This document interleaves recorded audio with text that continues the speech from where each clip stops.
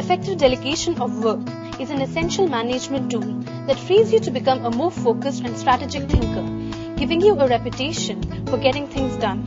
Above all, it helps you end of the day with an uncluttered mind. In spite of all that has been said and done to teach delegation skills, not all can boast of organized workflow.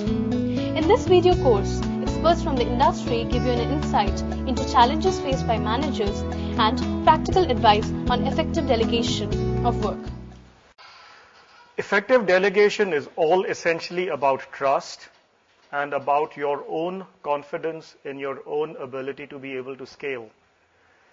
You rise to a position where you can delegate, or people believe you can delegate because they believe there's more to what you have to offer than tactical execution of a task.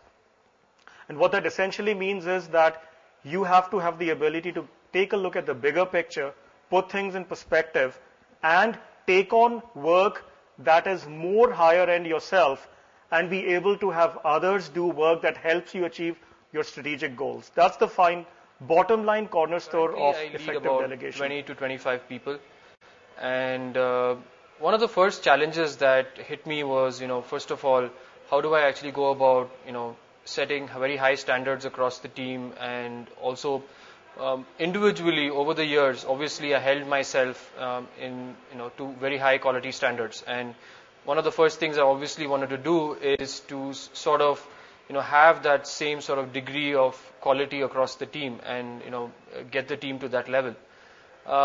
So one of the first things that you look at as a manager is, when you make the transition from maybe an individual contributor to a technical manager, is how do you go about delegating tasks? So the first thing is, you've been used to working on projects yourself. You have a great degree of control over the situation, over the project. You understand the timelines, the expectations.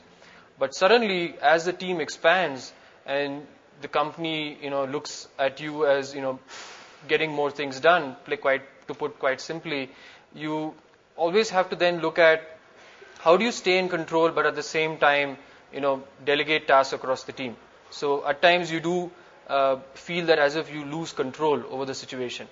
But the key there to understand is right at the start to identify, great performers in the team. So the first thing you would obviously start with is from a technical standpoint, is look at, people across the team who, have certain key technical strengths that you think would help the company meet its objectives.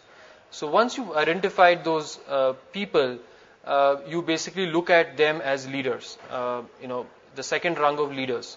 And then you basically go about grooming them to become even more effective leaders. And then you build the teams with that layer kept in mind.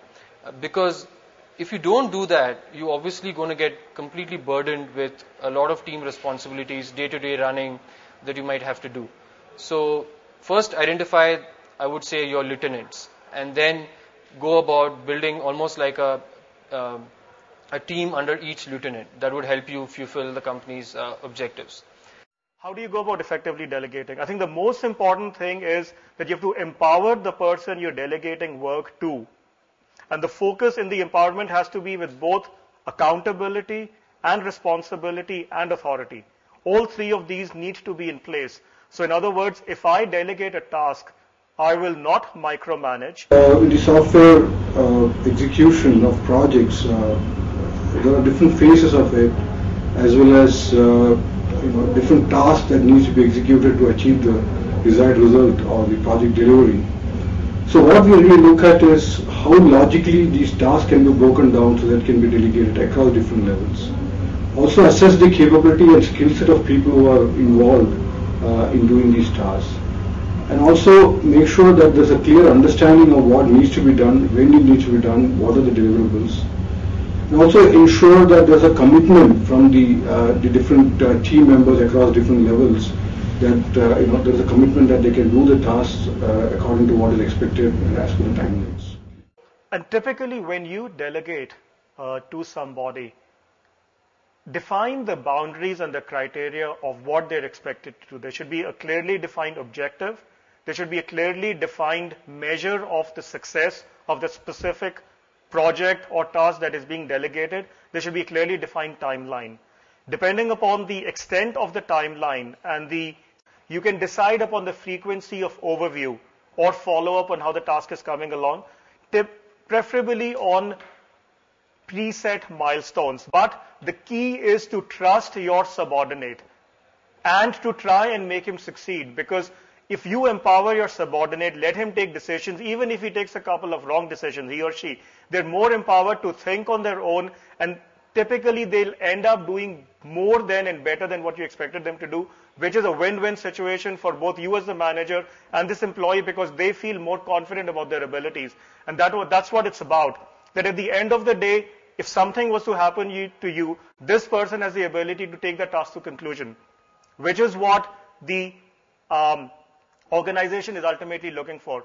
So bottom line in delegation is trust your subordinates, expect them to do more than they're capable of doing or they believe they're capable of doing, but follow up on what they're doing and mentor them at a broad level. And if they come to you for tactical help, push it right back and say, how would you do it? Don't spoon feed them every time, because then they don't think on their own. And that's the key aspect of delegation. The more you make them think on their own, the more you give them the confidence to challenge you and ask you questions, the more they'll take on work and the more you can focus on the bigger strategic picture that your specific focus area is.